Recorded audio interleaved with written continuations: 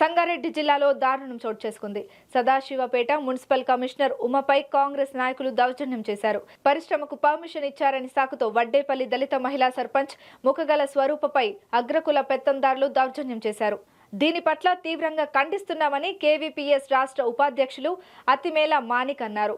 పరిశ్రమలు పెట్టాలంటే వివిధ ప్రభుత్వ డిపార్ట్మెంట్ల అనుమతులు ఇస్తేనే సాధ్యమవుతుందని ఆయన అన్నారు. కానీ ఇవన్నీ తెలిసినా పెత్తందారులు సర్పంచ్ పై దౌర్జన్యం చేయడం ఏంటని ప్రశ్నించారు.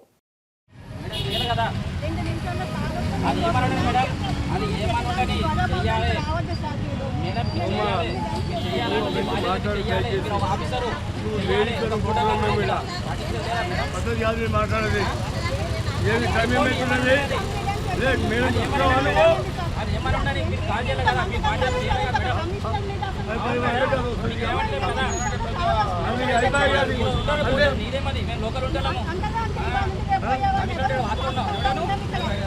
అన్న కొన్ని దండలు తీసుకెళ్ళి